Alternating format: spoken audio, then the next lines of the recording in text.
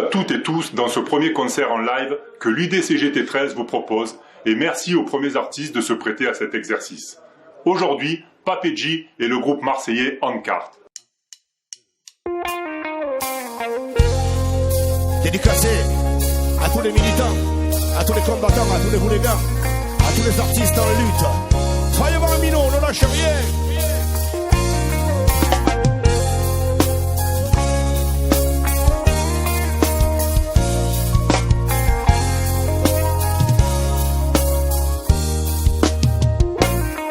Mais j'ai beau passer l'info au crible, j'ai pas vu le moindre signe perceptible d'une amélioration tangible.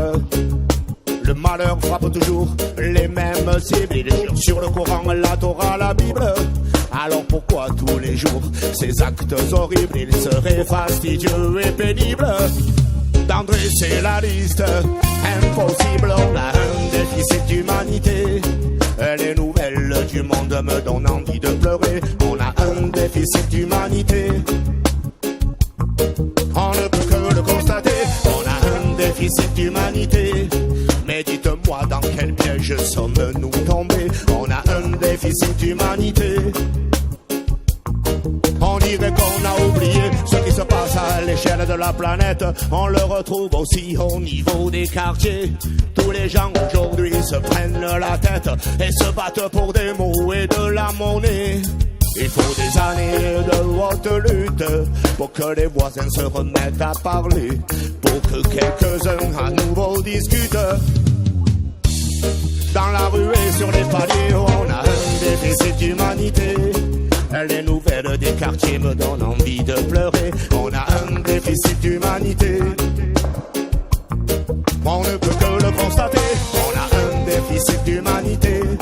Mais dites-moi dans quel piège sommes-nous tombés? On a un déficit d'humanité.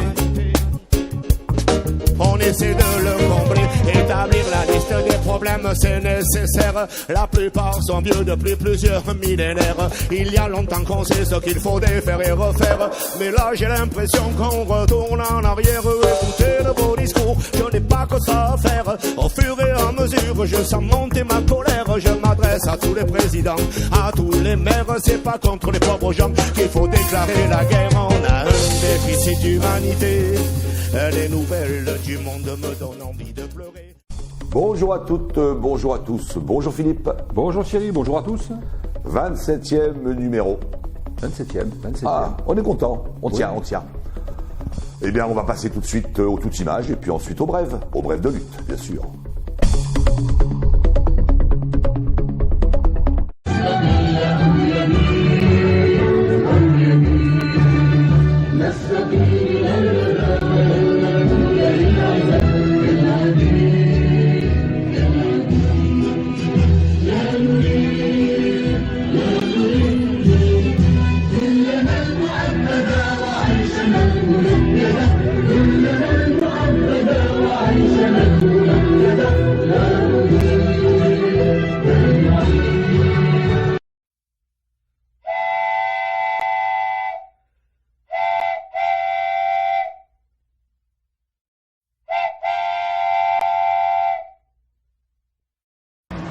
Cette manifestation, ce rassemblement citoyen, il s'inscrit dans le processus revendicatif de la Fédération des cheminots.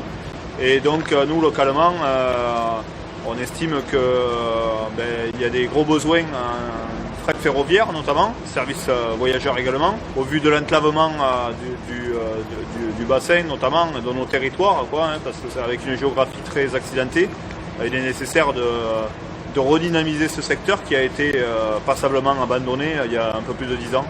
Alors ici on est à Viviers, c'est un peu la porte d'entrée de la Mécanique Vallée. On est à proximité d'une usine qui transportait il y a encore une dizaine d'années un peu plus de 1000 tonnes de zinc par semaine par le rail. Ce lieu est plus que symbolique. C'est encore une des gares qui possède le potentiel en infrastructure adéquate à pouvoir relancer très rapidement le service de fret SNCF.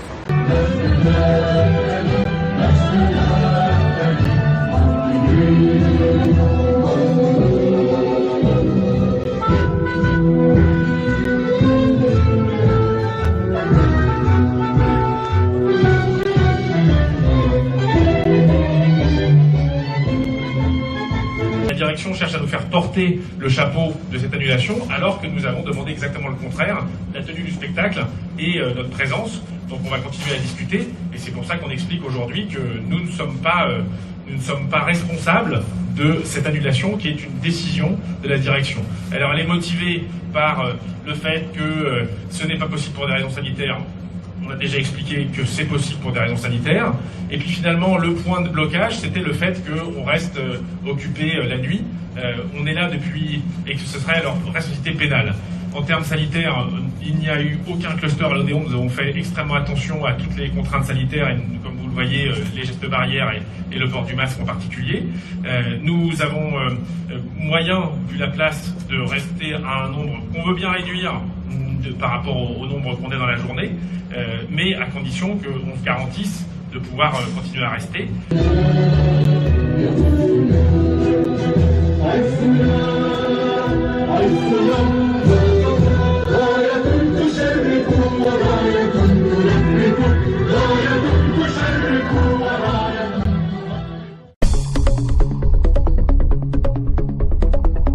L'histoire ne fait rien. C'est l'homme réel et vivant qui fait tout. Karl Marx. Après 13 jours de grève, les salariés d'MLPC, filiale d'Arkema située dans les Landes, ont réussi à casser un plan de licenciement qui était présenté de manière déguisée puisque c'était un plan de départ volontaire touchant 60 personnes. À ce jour, 15 postes ont été sauvés. Des discussions sont engagées sur des projets financiers, sur des projets industriels, sur le devenir de l'entreprise. Mais restons prudents, Arkema ne restera pas sur cette défaite. En sachant, Philippe, que c'est la CGT qui a mené le combat, ultra majoritaire dans cette boîte, et qu'effectivement, ceux qui luttent... Ah oui, non, mais c'est sûr, le rapport de force, rapport de force, ça reste l'arme ultime. Les intermittents du spectacle, les intermittents du travail, on en parlera tout à l'heure avec Cathy Lecoq dans un de nos reportages, donc organise à Clermont-Ferrand une marche colorée, donc venez habiller comme vous voulez, mais en tout cas en couleur, à partir de 14h à la Comédie de Clermont. Les revendications sont toujours les mêmes, l'année blanche, la fin de la réforme de l'assurance chômage, mais aussi le RSA à 18 ans. 145. C'est le nombre d'emplois que Fleury-Michon veut supprimer en Vendée d'ici 2022. Pour la CGT, c'est inacceptable. Et elle a bien raison. Alors, Knorr en Alsace, Cube dans l'Oise, maintenant Fleury-Michon en Vendée, la pandémie à Bordeaux pour l'agroalimentaire. Un dossier à suivre encore celui-là. Oui, de très près. Alors là, on ne sait pas si c'est une blague ou si il se réveille un peu tard, mais l'OMS et l'OIT viennent de publier une enquête comme quoi travailler trop peut tuer prématurément. Alors là, et effectivement, là, tu dis que si on travaille plus de 55 heures, effectivement, eh bien, les décès sont prématurés. C'est pour ça, mesdames et messieurs de l'OIT et de l'OMS, nous revendiquons ici les 32 heures. Biorad, entreprise de biotechnologie américaine qui fait de la recherche dans l'équipement pour le diagnostic médical, a décidé de fermer ses 2 usines françaises. Une est située à Roanne, l'autre est située à Chiltilgame. Ces 2 sites seront transférés à Singapour et aux USA. C'est une gifle au gouvernement qui prétend relocaliser toutes les activités sur le sol français, en particulier les activités médicales. Retenez bien ce terme, il est inscrit juste derrière nous, tarification dynamique.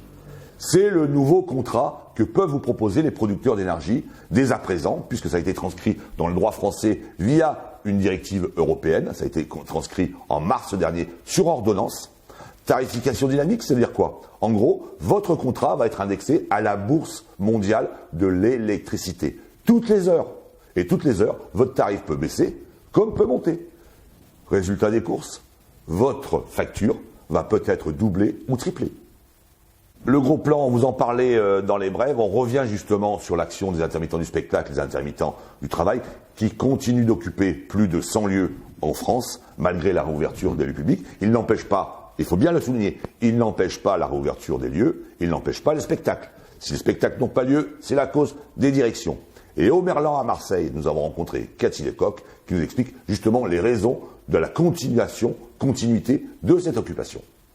Parce qu'on n'a pas été entendu véritablement, c'est-à-dire que le CNPF, ce Conseil national des professions du spectacle du 11 mai, nous a donné des miettes. On demande 1 milliard pour le plan de relance. C'est ce qu'il faut à peu près pour que tout le monde se remette vraiment dans les clous au niveau du boulot. Que le lieu réouvre décemment, que les techniciens, les artistes se soient engagés, parce qu'on va faire beaucoup de lieux de spectacle qui n'existent pas encore. Donc il faut les créer et il faut mettre des moyens pour tout ça. Et en fait, en lieu et place du milliard demandé, on a 700 millions. 70 millions. 70 millions.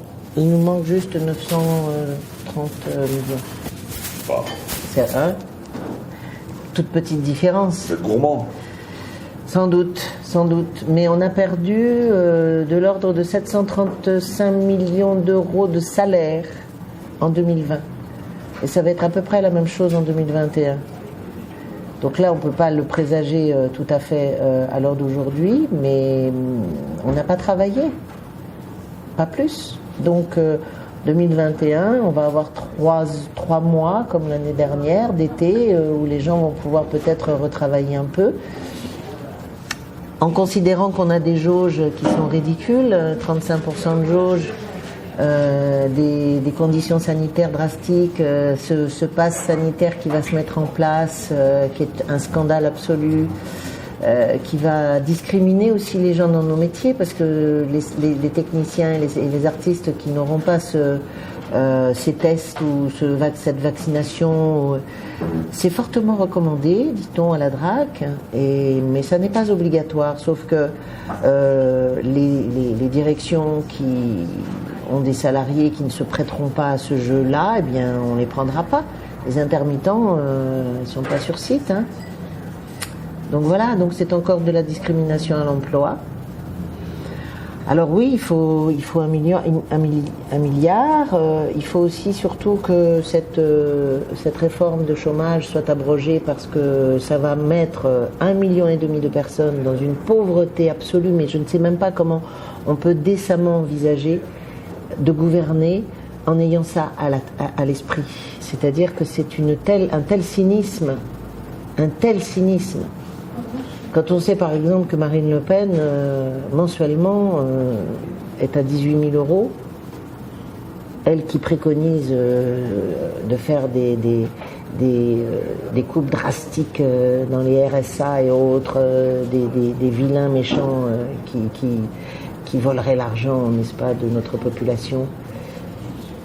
650 euros pour vivre par mois, comment on peut l'envisager ? Quand on est un salarié, quand on est une salariée, quand on a travaillé, quand on a cotisé.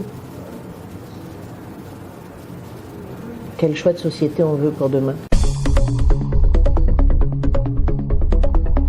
Comment ça va ? Avec un reportage sur la grève des finances publiques qui a eu lieu à Marseille la semaine dernière. Grève largement suivie, parce que gros malaise dans les finances. Le service public est plus que jamais en danger. Là aussi, nous y étions.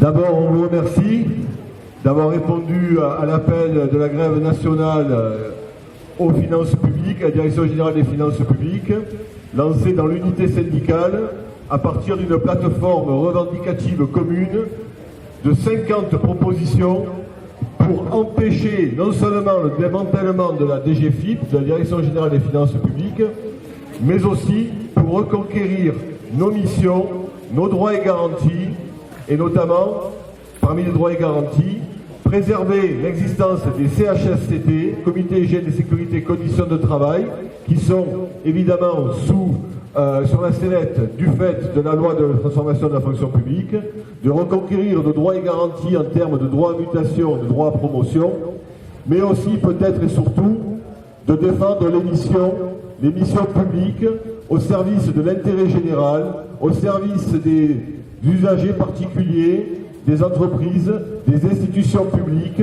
Je pense par exemple, quand je dis institutions publiques, l'ensemble des partenaires publics que sont les communes, communautés de communes, départements, régions, établissements hospitaliers, EHPAD, etc., qui sont aujourd'hui dans la tourmente Pourquoi ? Parce que nous avons affaire à un gouvernement qui a mis le 3e étage de la fusée RGPP plus MAP plus CAP 2022 et il s'agit de démanteler une administration historique qui est au cœur du contrôle et de la répartition de la richesse créée, les finances publiques, qui est au cœur de l'État social. Et comme ces gens-là ne veulent plus de l'État social, ils ne veulent plus forcément de l'outil administratif qui avait en charge justement cette collecte et ce contrôle de l'argent public. Ce qui se passe à la DGFiP, on peut ne pas le savoir. On peut ne pas vouloir le savoir aussi. Pourtant, ça fait des années qu'on nous supprime des milliers d'emplois. 30 000 emplois supprimés en 10 ans. Et je le mets en miroir de la fraude fiscale qui annuellement, fraude fiscale et sociale, est estimée entre 60 et 80 milliards d'euros par an. Ce combat que nous menons et que nous allons continuer à mener, nous allons devoir continuer à le mener par la lutte parce qu'on le sait, il n'y a que ça qui marche. Il n'y a que le rapport de force collectif et majoritaire qui nous permettra de nous faire entendre de cette direction. Nous avons une direction qui est rodée dans son argumentaire, qui nous présente parfois, nous, ceux qui se battent, comme des rétrogrades. Voilà. Nous ne voudrions pas du développement d'Internet, nous ne voudrions pas des espaces France Service, nous ne voudrions pas de toute cette modernité-là. De quelle modernité parle-t-on ? Est-ce que c'est une modernité qui va servir à l'usager ? La réponse est non, puisque au sujet des espaces France Service, on va développer des espaces France Service tout en détricotant notre propre maillage territorial. Donc, au final, on va faire moins bien. Voilà. Nous ne sommes pas pour le moins bien, nous sommes pour le mieux. Pourquoi ne pas envisager des espaces France Service en complément, et à l'instar de ce qui se passait dans la filière fiscale par exemple, on faisait déjà des permanences dans certains territoires du département. Pourquoi ne pas envisager le développement des espaces France Service en complément d'un maillage territorial de structures de pleine compétence et de structures de pleine technicité ? Pourquoi ne pas envisager ce complément ? Pourquoi constamment les progrès entre guillemets avancés par la direction devraient nous coûter et devraient affaiblir notre présence et notre rôle au sein des territoires ? Voilà. Si je suis venu ici ce matin, c'était tout d'abord très modestement pour apporter mon soutien à votre combat, parce qu'en réalité, votre combat, c'est le combat de millions de Françaises et de Français qui ne le savent pas encore. Et tout l'enjeu qui est le nôtre, y compris parlementaires que nous sommes, c'est de faire comprendre à l'ensemble des Françaises et des Français que l'attaque qu'il y a aujourd'hui sur le service public, mais l'attaque qu'il y a contre le trésor public, c'est en réalité une attaque sans précédent contre la justice sociale dans notre pays. Parce que oui, l'impôt, Fred le disait très justement, a une valeur de répartition des richesses, de correction des inégalités. Et c'est pas un hasard si le gouvernement, précisément lorsque des rapports sur l'évasion fiscale, on parlait de 80 milliards d'euros d'évasion fiscale en France, dans ce moment-là où la pression se fait de plus en plus grande sur une petite poignée de nantis, et de véritables nantis, pas de privilégiés dont tu parlais tout à l'heure, de pseudo-privilégiés dont tu parlais tout à l'heure, c'est pas un hasard si l'État, je le disais, décide de casser encore plus, justement, les finances publiques et cet outil indispensable à la justice sociale dans notre pays. Ils ont dit non. Cette semaine, on revient sur un peu les conflits en cours où ils refusent de céder à la pression financière. Bon, les fonderies de Bretagne, ils continuent d'occuper leur usine parce que Renault veut toujours rien lâcher et donc veut les virer. Bon, à Vivier, la fonderie, c'est en cours de résolution et notamment, normalement, c'est bon. Ferropem, en Savoie, toujours en discussion pour la reprise de l'activité globale sur les usines. Et puis, en fait, un nouveau venu, entre guillemets, mais la Poste a bougé. Oui, la Poste bouge, puisque hier, il y avait une grève nationale de tous les postiers qui a été massivement suivie parce que le malaise est extrême. Et il y avait un rassemblement sur Marseille et nous y étions. Camarades, c'est un très beau jour pour lutter.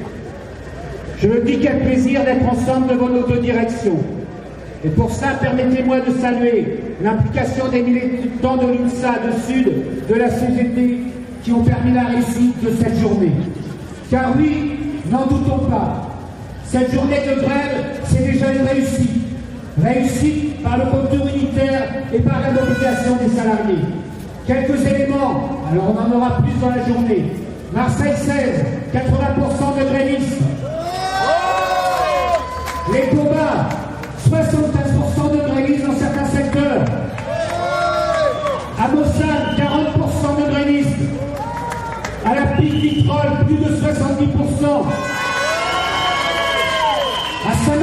Pro, 50% de grévistes. À Venelle Réseau, 80% de grévistes. Au réseau Joliette, Camille Benton, 80% de grévistes. À Vitrolles, 100% de grévistes à l'exécution. Et on rajoute les nombreux bureaux à Aubin, des PDC, à Euromed, Le Dôme, à Marseille 7, à Marseille 8, à Montgrand. Oui, camarades, cette journée, c'est déjà une réussite.